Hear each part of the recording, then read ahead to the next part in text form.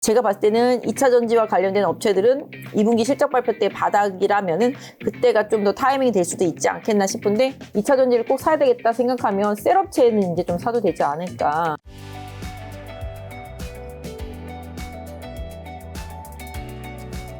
자, 그럼 엔비디아랑 미국 기술주 투자 요거 관련해서 하실 얘기는 없을까요? 지금 다 이제 우리나라 이제 버리고 다들 이제 국장 누가 요새 하냐. 그죠? 미국 가야 된다. 뭐 이런 얘기 많잖아요. 미국은 사실은 제 친구도 미국에 있지만 저한테 맨날 그래요. 진이야, 미국 주식은 되게 편해. 사놓기만 하면 그냥 올라. 그러니까요. 그 나라는 되게 아시다시피 배당도 많이 해주고, 이제 주식 소각도 많이 해주고, 그죠? 계속적으로 이제 주주 친화적인 정책들을 계속 많이 쓰니까 한번 올리고 방향을 타기 시작하면 그냥 끝장을 보는 거잖아요. 근데 그쪽도 아까 말씀드린 대로 대선 이후에 대선 결과에 따라서 좀 변동성은 있겠지만 엔비디아도 제가 아까 말씀드렸죠. 25년까지 풀캐파로 차 있다. 만약에 증설을 하게 될지는 봐야 되겠지만 그 증설 효과가 나타내는 시간이 필요하고 25년까지 풀캐파로 차 있다라면은 엔비디아의 실적도 거기까지는 다 예상이 되는 부분이 있기 때문에 제가 생각할 때는 지금 그냥 저희가 보통 말하는 그 매그니피센트 7 위주로만 시장이 미국은 움직이잖아요. 사실 다 빠지고 엔비디아 뭐 애플 뭐 요거 정도만 올려도 지수는 오른단 말이에요. 미국은. 그러니까 미국은 지수만 보고 투자할 필요는 없겠지만 실질적으로 지금 미국을 지배하고 올라가고 있는 그런 기술주들, 매그니피센트 7하고 그다음에 엔비디아를 놓고 봤을 때는 제가 봤을 때는 이쪽도 좋은 건 맞지만 작년부터 시작한 그 랠리, 그다음에 상반기에 급등 이런 부분에서는 조금씩 저는 좀 탄력도는 좀 떨어질 거라고 생각을 하고 있습니다. 그래서 실질적으로 지금 경기가 안 좋고 물가가 높아도 금리가 높아도 계속 투자를 해야 되는 쪽이 이쪽이었잖아요, 지금. 왜냐하면 지금 작년부터 구글이나 뭐 MS나 뭐 기타 등등 업체들이 올라오기 시작하는 게 계속 구조조정을 하면서 비용을 줄여가면서 메타도 그렇고 올라왔던 거란 말이에요. 그러니까 비용을 줄여가면서 이제 통제하면서 이제 주가가 올라오기 시작했던 부분이고 테슬라도 보시면은 점점 약간 뭐랄까요. 예전에 와 테슬라 뭐 이런 거랑 좀 지금 달라졌잖아요, 느낌이. 그죠? 나 테슬라 전기차 샀어. 그럼 옛날에 우와 진짜 어디 한번 봐 이런 데는 요새는 요즘엔 뭐 없잖아요, 그런 사람. 특별하진 않더라고요.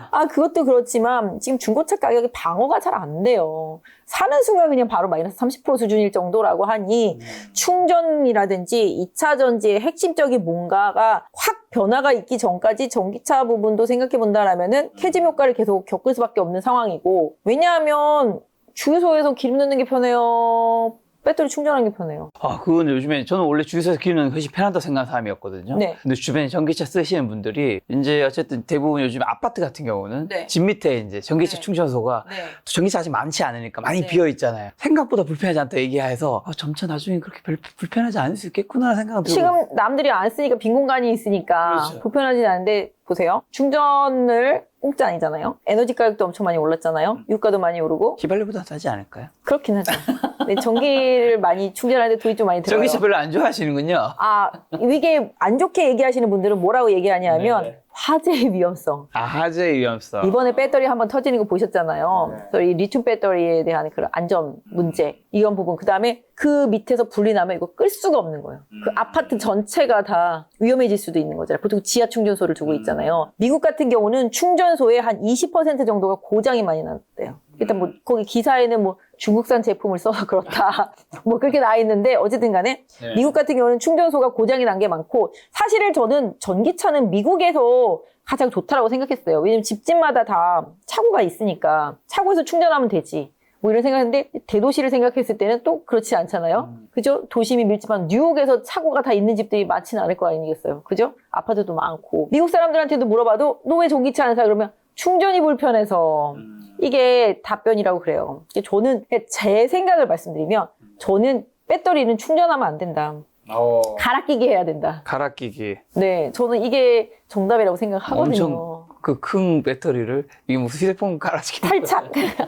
아니 충전소 가면 두 사람이 들어서 이게 딱 탈착. 그러지 않고서는 이게 좀 회전율이 이건 좀 아닌 것 같은데. 아니 제가 생각할 땐 그렇다고. 네네. 그래야 배터리 업체도 살고 전기차도 많이 팔리고. 네. 제가 아니 박사님들도 그렇게 얘기해요. 진짜요? 네, 충전보다는 탈착식이 더 현실적인 대안 아니겠느냐. 뭐 이런 생각? 근데 어쨌든 간에 그러면 사실은 충전소도 많이 안 필요하잖아요. 주유소 같은 데 가서 하나 갈아 끼워주세요. 그러면 그 탈착한 건 어디서 충전을 해요? 그거는 충전 공장 가서 해야지. 네. 그렇죠, 죠 네네. 비슷해요. 어쨌든 굉장히 그건 또 뭐 거기서 충전해야 될 거 아니에요. 결론적으로. 그러니까. 어? 근데 집에서는 충전 안 하고 내가 충전 안 해도 되니까. 그것도 좀 그러니까 그래서 전기차가 안 된다는 거예요 지금. 무슨 얘기인지 아시죠? 네네. 그래서 전기차가 좀 확산되려면 좀 획기적인 그 한 번 충전으로 엄청난 거리를 갈 수 있는 네. 뭐 요새는 뭐 있잖아요. 뭐 1000km 이상 간다라고 막 하는 것들도 나오고 있잖아요. 진짜 기술 발전되고 있으니까요. 그러니까 전기차가 지금의 이제 이 캐즘 효과를 퇴폐하려면은 아까 말씀드린 대로 이 충전과 관련되어 있는 뭔가가 획기적인 게 좀 있어야 된다. 그래야지만 2차 전지한테도 뭔가 좀 도움이 될 수도 있고. 자, 2차 전지도 전기차도- 하반기에 반등 좀 가능한가요? 가능해 보인다. 이게 왜 가능해 보이냐 하면 상태는 안 좋은데 네. 저는 이거를 뭘로 좀 엮어서 보냐면 ESS. 네, 오늘 나온 수출입 데이터 보면 ESS 수출이 SRDI도 그렇고 삼성 SDI. 거기도 그렇고 LG 에너지 솔루션도 좀 늘었다고 그래요. 근데 데이터 센터 아시다시피 전기 나가면 안 돼요. 그죠? 그래서 약간 전기를 갖다가 자가 발전도 물론 자가 발전이겠습니다만 데이터를 계속 잘 굴리고 그 엄청난 전기를 담당하려면은 충전 시설이 필요하고요. 그 저장 시설이 필요하단 말이죠. 그러니까 이게 사실 신재생 에너지 갈 때 2차 전지 ESS가 엄청나게 많이 갔었거든요. 왜냐하면 만들어낸 전기를 저장을 해야 될 거 아니겠어요. 만들어낸 전기를 우리 집으로 바로 꽂아줄 수는 없잖아요. 미국 같은 경우도 송배전이 많이 간 게 이게 몇십 년 만에 지금 업그레이드 하는 상황이거든요. 전기를 만들어내도 전기는 주변에서 만들어내는데 이 중심부에서 다 쓰고 있기 때문에 이거를 다 노후화된 배전 시설들을 다 교체해야 되거든요. 변압기도 그렇고 뭐 전선도 그렇고 케이블 전부 다. 그렇기 때문에 지금 엄청나게 지금 전력기기라든지 전선들이 많이 갈 수밖에 없었던 상황이에요. 이게 미국과 관련된. 이거는 제가 봤을 때는 트럼프가 돼도 바뀌지는 않을 거라고 생각을 합니다. 하지만 그것도 이제 그 관련주들한테는 주가에 많이 녹아있는 부분이 분명히 있고 그렇게 생각하면 데이터 센터, 인공지능 이런 거 생각해보면 저는 배터리가 약간 좀 그런 쪽에서 조금 룸을 만들어서 움직일 수 있지 않겠나라는 생각을 해보게 돼요. 그래서 뭔가 소재단에서는 좀 달라질 수도 있겠죠. 아까 말씀드린 대로 뭐 리튬 말고 리튬 업체들 같은 경우도 보시면 아시겠지만 지금 중국 같은 경우는 탄산 리튬 가격 계속 쭉쭉쭉쭉쭉 맨날 빠지고 있거든요. 그러니까 이게 소모량이 늘지가 않으니까 계속 빠지는 거잖아요. 근데 뭐 이게 리튬을 대체할 수 있는 다른 소재가 나온다라면은 좀 달라질 수도 있는 게 업황이에요. 그래서 이게 화학도 그렇고 뭐 IT도 그렇고 기술 발전이 그 기술 발전을 다 빠르게 쫓아가지 못하면 그 기업들이 도태될 수밖에 없거든요. 한동안 리튬 그래가지고 리튬 관련주들 엄청 많이 올랐었잖아요. 근데 지금은 꼼짝도 안 하잖아요. 근데 오히려 지금 동박 같은 데들은 많이 올랐고 그 다음에 대주전자재료 같은 경우는 실리콘 응급재로 많이 올랐단 말이죠. 그런 식으로 2차 전지에서는 이미 돌파구가 많이 나왔단 말이에요. 엔캠은 기존에 좀 많이 갔었고 미국에서 보조금 받는다 막 이래가면서 엄청 갔었고 그다음에 최근엔 대주전자재료 막 하늘 높은지 모르고 계속 찌르고 가고 있고 이 실리콘 응급재는 저는 사실 몇 달 전부터 이 종목은 방송 나올 때마다 많이 얘기를 했었었는데 한번 충전해서 오래 가려면 이 흑연 응급제보다는 실리콘 응급제 이게 더 가격은 비싸지만 이게 더 중요한 부분이 있고 그래서 이쪽은 괜찮을 것 같다. 근데 주가가 너무 많이 올랐고요. 그래서 기본적으로 응급제라든지 아까 말씀드린 대로 뭔가 다른 소재단에서는 흐름이 나올 수 있을 것 같은데 오늘만 놓고 보면 2차 전지는 아까 말씀드린 대로 맹점이 있어요. 수급이에요. 다른 쪽으로 수급이 빠지면 못 가요. 다른 쪽에서 수급이 빠지면 이게 가요. 그러니까 오늘 음식료랑 화장품 이런 쪽에서 수급이 빠지고 전력기기에서 수급이 빠지니까 이쪽이 지금 올라왔는데 아까 말씀드린 대로 뭐 CATL 뭐 생산 이상설 뭐 아니라고는 하지만 그런 게 있으면서 이제 모멘텀이 살짝 생기면서 더 올라왔기도 했겠죠. 그래서 기본적으로 오래 쉬었고 많이 빠졌고 실적이 2분기에 바닥이니 제가 봤을 때는 2차 전지와 관련된 업체들은 2분기 실적 발표 때 바닥이라면은 그때가 좀 더 타이밍이 될 수도 있지 않겠나 싶은데 기본적으로 뭐 사실 PNT 같은 경우는 엄청 많이 올라왔거든요. 그러니까 2차 전지라고 해서 다 안 간 건 아니고요. 양극재들이 엄청 많이 안 갔죠. 그러니까 기본적으로 그쪽은 좀 가격 영향도 많이 받고 일단 전기차, 배터리 이제 수요의 영향을 많이 받으니까 근데 기본적으로 가장 수혜를 저는 많이 볼 수 있다. 만약에 2차 전지를 꼭 사야 되겠다 생각하면 셀업체는 이제 좀 사도 되지 않을까. 셀업체. 뭐 LG엔솔이나 SDI 이런 쪽들, 네 이런 쪽들은 셀업체들은 ESS를 기반으로 해서 시장에서 새로운 수급이 만들어진다라면은 좀 흐름상으로는 하반기에 좀 가능성 좀 있겠다 말씀드릴 수 있을 것 같아요. 셀업체 얘기해 주셔서 또 유안타 증가에도 다녀 계셔서 좀 여쭤볼 게 있는데 지금 이미지 뜰 텐데 유안타 증가에서 6월 넷째 주에 말씀하신 삼성 SDI를 포함해서 W게임즈랑 유한양의 하나 에어로패스를 추천했어요. 이제 삼성 SDI는 미국 ESS 수주 확대에 따른 성장 기대, 네. W게임즈는 신규 i게이밍 등 내년 성장세 회복 기대, 유한양의 레이저 티닙과 아미 반타합 병행력부 FDA 승인 네, 기대, 하나 에어로스페이스는 대규모 수주 실적이 두 자릿수 성장이 예상된다고 했는데 뭐 네. 사실은 이 증권사에서 발표한 게 꼭 모든 그 증권사의 직원과 일치한 건 아니기 때문에 네. 이 중에서 부장님도 좀 공감하는 이건 좀 괜찮아 보이는데 이런 거 혹시 있는가? 그 종목들 중에서. 네, 그 종목 중에서요. 그 종목 중에서는 삼성 SDI, W게임즈, 유한양의 하나 에어로스페이스. 저는 SDI는 바닥인 것 같고요. 네. 유한양의 오스코텍은 지금 괜찮은 것 같아요. 오늘 바이오 엄청 많이 올랐어요. 유한양이랑 어떤 종목이요? 오스코텍 같은 거예요. 아. 같이 많이 올랐어요. 네. 그러니까 사실 저는 바이오를 워낙 좋아하고 네. 하반기에 저는 바이오 좋다고 생각하거든요. 네. 근데 지금까지는 알테오젠의 시간이었으면은 지금 알테오젠 말고 오늘은 아까 말씀드린 비만 쪽들 뭐 펩트론이나 삼천당이나 이런 쪽들이 많이 올랐잖아요. 네. 그 기본적으로 하반기에 금리가 떨어지기 시작하면서부터 바이오 쪽한테 시간이 돌아온다라면은 트럼프 효과를 본다라면은 바이오한테 시간이 온다. 오늘만 보더라도 뭐 에이벨 바이오, 에이프릴 바이오, 리가켄 바이오 마치 이렇게 시총 상위권들 거다가 삼바에다가 지금 셀트리온 그룹 주들까지 다 올랐단 말이죠. 네. 기본적으로 유한양행도 그렇고 오스코텍도 그렇고 같이 하는 부분들이 올해의 기대치가 있어요. 임상적으로. 그런 부분들 생각해 본다면 저는 유한양행 우리 회사에서 얘기하긴 했지만 개인적으로는 오스코텍이 좀 더 가볍긴 하지만 차트 한번 보시면 한번 볼까요? 계속 잘 좋잖아요. 좋은 종목은 가요 조용히. 그러니까 저는 유한양행도 이게 꾸준히 우상향 추세라고 생각하고 있거든요. 물론 여기 상단에 여기 캡이 좀 있어요. 여기 8만 뭐 4, 5천 원대. 요 캡만 뚫어준다라면 다른 시세가 좀 낼 수도 있겠죠.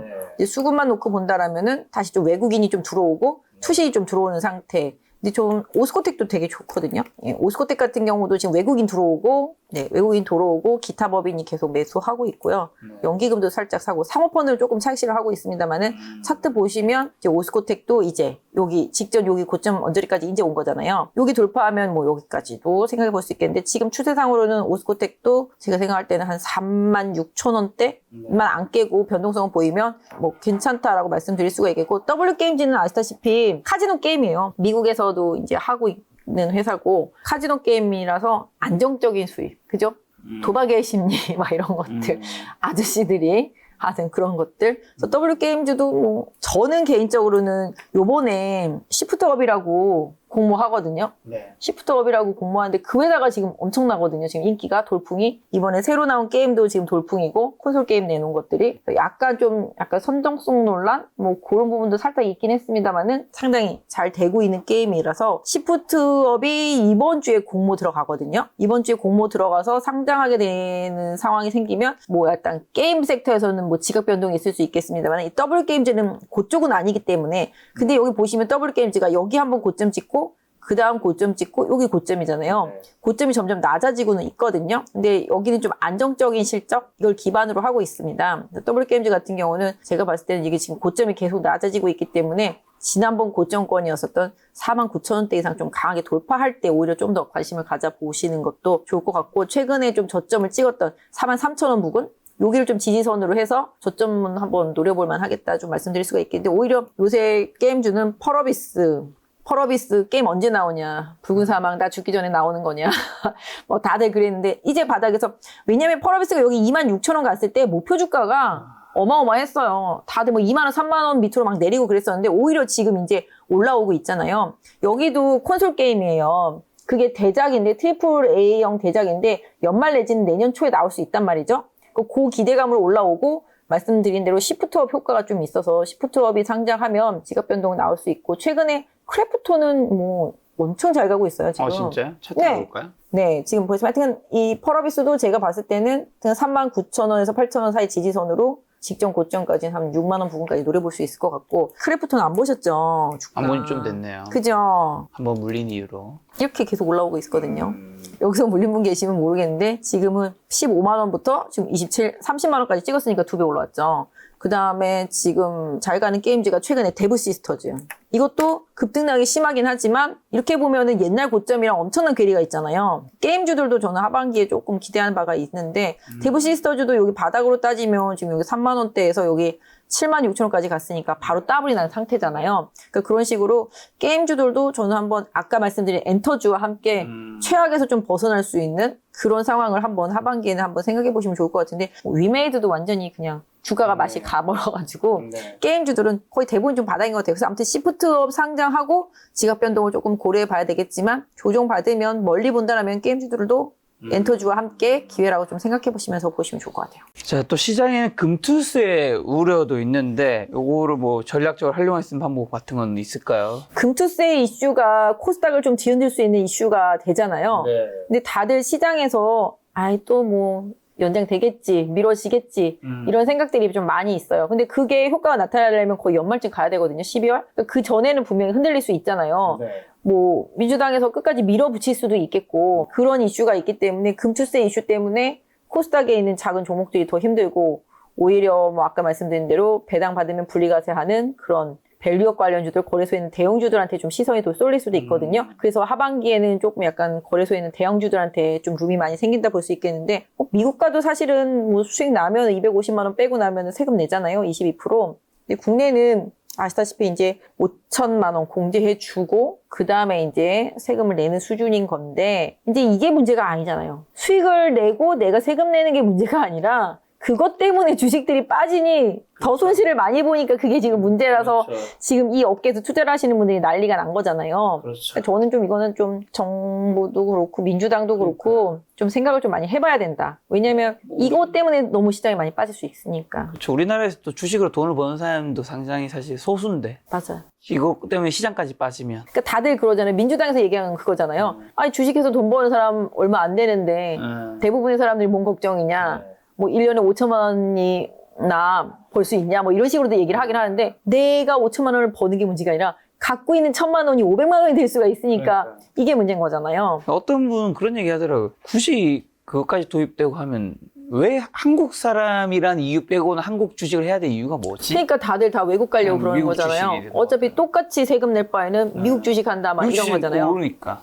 계속 오르니까. 맞아요. 그러니까 저라도 아마 그렇게 한국 시장 더 쪼그라들 수밖에 없는 상황인데 그거를 구태여 그렇게 만들어서 기업들이 사실 주식시장이 잘 돼야 자금도 잘 돌아가고 자금을 유치해야 기업도 다시 클 수 있는 상황인데 저는 좀 그래서 뭐 도입되는 건 문제 없는데 그게 굳이 지금이어야 되나?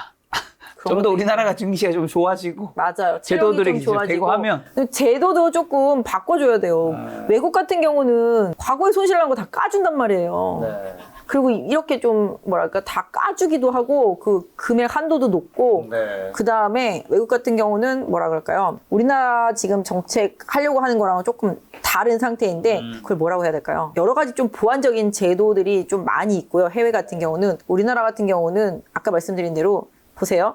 내가 올해 한 8천만 원 벌었어요. 네. 세금 내야 되잖아요. 연말에 가서 내가 번 거에 대해서만 세금을 내면 되잖아요. 반기로 잘라서 미리 세금 내. 네가 연말에 가서 번 거보다 더 못 받았으면 나머지는 네가 세금 환급 신청해. 그럼 그때 돌려줄게. 이게 말이 돼요? 얼마나 짜증나요? 그죠? 그렇잖아요. 뺏었다가 다시 네가 신청하면 돌려줄게잖아요. 이건 제도가 문제가 있는 거잖아요. 그러니까 이런 부분들은 저는 또 하더라도 나중에 고쳐야 되는 부분들이 분명히 그렇죠. 있습니다. 그래서 이 금투세 이슈는 중소형주한테 특히 코스닥한테 하반기에 많이 흔들릴 수 있기 때문에 그 이슈가 다시 또 이제 부각이 되는지 여부를 좀 보시면서 개별주 플레이는 좀 하셔야 될 것 같아요. 저 오늘 굉장히 많은 종목과 섹터 좀 점검해 봤는데 하반기에 그러면 좀 정리한 질문으로 주식도 유망 섹터 어디고 우리는 어떤 주식을 좀 사모아 가야 되나요? 초반에도 말씀드렸습니다. 작년부터 올해 상반기 내내 쭉쭉 빠졌던 종목들, 망가진 종목들 위주로 좀 사시는 게 좋을 것 같고 하반기에는 아까 말씀드렸던 대로 삼성전자 중심으로 해서 거래소 쪽은 이제 밸류업 관련되어 있는 중대형주 쪽들에 대한 흐름이 좀 괜찮을 것 같고요. 밸류업이라면 이제 지주사라든가 네, 지주사도 그렇고 금융도 마찬가지가 되겠고 그 다음에 아까 말씀드린 대로 분기 배당 많이 하는 기업들 위주로 좀 보시는 게 좋겠고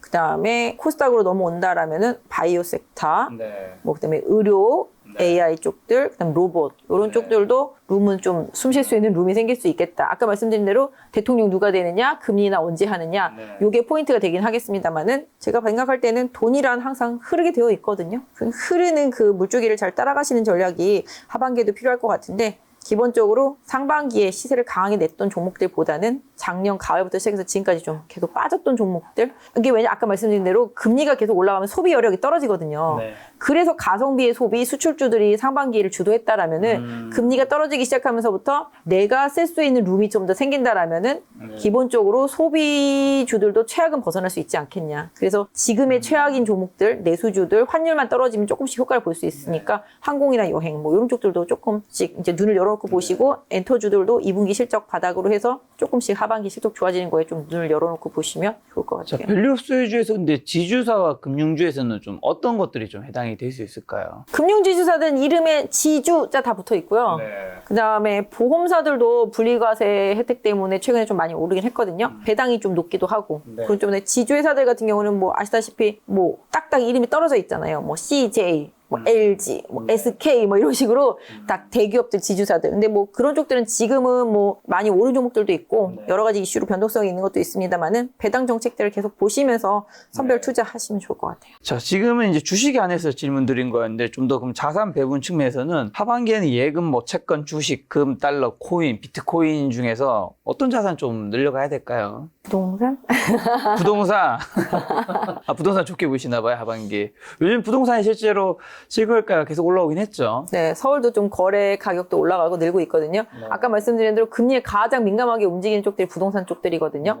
전세가가 올라가기 시작하면 매매가가 올라갈 수밖에 없는 상태이기 때문에 기본적으로 이쪽도 조금 회복세 기대해 볼 수 있을 것 같고요. 금은 사실 뭐 최근에 엄청 고점이었었잖아요. 그렇죠. 뭐 안전자산 선호 현상 이었기 때문에 오히려 금리가 인하되기 시작하면 될수록 그동안 좀 안전자산 선호 현상이었던 것들이 좀 떨어질 수 있기 때문에 오히려 만약에 금리 인하가 잘 된다라면은 저는 주식시장한테 계속 기회가 좀 있다라고 볼 수 있겠고 집에 있는 금을 좀 정리하고 주식을 사야 되겠군요. 네, 그리고 만약에 금리가 계속 쭉쭉쭉쭉 떨어져서 금리가 더 최대한으로 떨어지고 유동성이 많이 늘어난다라면은 그때는 코인한테도 다시 한번 좀 기회가 예, 지금 제가 생각할 때는 그렇습니다. 집에 남아있는 커플링을 좀 정리해야 되겠네요. 커플 마음이 남아서 남은 게 아니라 그냥 이거 팔아봤자 한 집에 한 10개 있으신 거 아니에요? 놔뒀다 보니까 금값이 오르니까 제가 샀을 때보다 가격이 다 올라 있더라고요. 여태까지 모으신 거 한 10개 넘 넣으신 거 아니에요? 커플 금테크. 자, 그럼 이제 가시기 전에 마지막으로 3분기 주식 투자 포인트랑 눈여겨봐야 될 변수 찝어주시면서 개인 투자자분들 어떤 전략으로 시장에 대응해야 될까요? 제가 생각할 땐 지금은 좀 방망이를 짧게 잡고 네. 시장 트렌드를 좀 파도를 잘 타면서 내일은 없다 전략도 괜찮다. 저는 그렇게 생각하고요. 그 다음에 아까 말씀드렸던 대로 몇 번 반복되지만 약간 중소형주단에서 약간 중대형주단 섹터의 시총 상위권에 있는 종목들 이런 쪽들을 조금 지금은 최근에 패시브 자금 많이 들어오고 있으니까 기본적으로는 아주 뭐 찌질하게 막 눈에 보이지도 않는 그런 종목들이 아니라 업종 대표주들 이런 쪽들에 조금 눈길을 계속 두시면서 하반기는 좀 보시는 게 좋을 것 같아요. 알겠습니다. 저희 시청자들 오랜만에 뵀는데 뭐 마지막으로 하시고 싶은 투자 조언 같은 거 있을까요? 하반기 7월에 투자 조언. 7월은 조금 순환매가 빠를 것 같고요. 그 다음에 기존에 상승했던 종목들한테 조정도 올 수 있고, 그 다음에 실적 시즌이기 때문에 변동성도 많이 클 것 같아요. 아까 말씀드린 대로 약간 7월은 좀 트레이딩, 8월까지는 조금 트레이딩 하면서 변동성을 조금 잘 활용하는 전략, 그 다음에 종목 조금 슬림화 시켜줬으면 좋겠고, 현금도 일정 부분 조금 유지하시는 전략 쓰시면 좋을 것 같아요. 종목 슬림화 얘기해 주셔서 혹시나 이제 고객분들 관리하시다 보면 주식 투자로 이제 그래도 괜찮은 돈을 버는 계좌를 가진 고객들에겐 어떤 계좌라든가 아니면 그 고객이라든가 뭔가 특징이나 공통점 같은 게 혹시 있긴 한가요? 돈을 많이 버시는 분들이요? 네, 많이 버는 분들 아니면 많이 잃는 분들이 공통점도 있을 거고 네, 몰빵. 뭐 많이 잃는 분들이요? 많이 버시는 분들도. 아, 둘 다. 네. 몰빵 하면은 많이 벌고, 몰빵 하면 많이 잃고, 그쵸. 분산 투자하면은 적게 잃고, 적게 벌고. 몰빵하라는 거예요, 말라는 거예요? 이건 선택사항인 것 같아요. 내가 주도 테마를 잘 따라갈 수 있으면 몰빵하는 게 중요하고, 내가 주도 테마를 잘 따라갈 수 없고, 나는 맨날 이것만 할 수 없다 한다라면은, 내가 생각한 하반기 주도 섹터가 있을 거잖아요. 그 섹터주들, 실적이 좋아질 수 있는 모든 주가는 실적이 귀결할 수밖에 없기 때문에, 실적이 좋아질 수 있는 종목들, 바닥에 있는 종목들을 서서히 저는 모아가는 전략? 종목 수는 한 5개? 5개 이내에서 이제 좀 섹터별로 주도주들을 잘 분산 투자해 놓으면은 좋을 것 같아요. 제 고객분들 중에서 좀 연세 있으신 분들이 좀 많은데 저는 반도체하고 바이오 뭐 이런 식으로 좀 나눠놨었거든요. 근데 바이오가 안 갈 때는 반도체가 많이 가서 좋았는데 요새 반도체가 좋지만 이거 또 바이오가 많이 올라오더라고요. 그러니까 뭔가 좀 보완이 될 수 있는 네, 그런 식으로 조금 포트를 짜놓으시면 손실은 좀 적어갖고 만약에 주도할 때는 주도 섹터가 몇 개 있잖아요. 뭐 그 지난번에 상승장에서는 뭐 음식료, 화장품, 전력기기가 주도 섹터였고 방산이 주도 섹터였지만 이런 것 중에서 대장주들을 하나씩만 다 갖고 있었으면은 시장을 오롯이 다 수익을 연결할 수 있었을 텐데 그 중에 하나라도 없었다라면은 나는 맨몸으로 지금 지수 한 1000도 안 되는 수준에 있을 수도 있잖아요. 그렇기 때문에 시장에 주도 테마가 생기면 그 주도 테마를 눌림목이 있을 때 한번 접근해 보시는 전략? 그러니까 좀 용기가 필요하고 용기가 있는 분들한테만 좀 수익이 줬던 상반기였던 것 같아요. 그리고 일단 한번 사놓고 좀 끈질기게 주도 테마는 들고 버티신 분들이 수익률이 엄청나게 높았다. 중간에 팔았던 저 같은 사람한테는 못 따라가면은 좀 힘든 시간이었었다. 이런 부분들. 뭐 저도 사실 뭐 그 종목 아니어도 다른 걸 많이 매매했기 때문에 상관없었지만 아까 그냥 예를 들어준 거고 다만 아까 말씀드렸던 대로 커다란 큰 물줄기가 생긴 테마라면은 분명히 조금 따라가야 된다. 그리고 가스전 테마도 제가 봤을 때는 다시 또 빠지면은 기회가 올 것 같아요. 왜요? 제가 생각할 때는 12월 달에 파잖아요. 팔 때까지는 간다. 제가 그렇습니다. 근데 뭐 말도 안 되는 업체들 많이 올랐잖아요. 실질적으로 이제 피팅이나 뭐 이런 업체들은 일단 파서 기름이 나와야지 좀 수혜를 보는 업체들이 많고요. 그 다음에 그 팔 때까지는 다 해외 업체들이 다 하기 때문에 국내에서는 수혜 보는 업체는 거의 없지만 최근에 이제 포스코 인터내셔널이라든지 뭐 GS 그룹도 그렇고 뭐 SK 그룹도 그렇고 이제 참여 막 그렇게 하잖아요. 근데 뭐 가스공사도 마찬가지가 되겠고 기본적으로 다 우량한 기업들이잖아요. 테마가 아니어도. 그러니까 그런 기업들은 뉴스가 나올 때마다 변동성이 있는데 최근에 이제 한 몇 달 동안은 그런 뉴스 이슈들이 부각이 되진 않겠지만 또 이제 12월 달로 근접하면 이제 파기 시작할 거니까 또 그런 테마가 또 부각될 수 있으니까 뭐 연말쯤에 그 언저리 어디쯤에 4분기 어느 언저리쯤에서는 또 가스전 테마도 한번 다시 봐야 되지 않을까 싶습니다. 알겠습니다. 부장님과는 최근에 굉장히 오랜만에 인사드렸는데 다음번에 이제 분기마다 한번 인사드릴 수 있도록 최선을 다해보도록 하겠습니다. 오늘 만난 손님은 박진희 부장님이었습니다. 지금까지 여러분 소중한 시간 함께해 주셔서 정말 감사합니다. 오늘도 김 작가였습니다. 고생 많으셨습니다. 네, 감사합니다.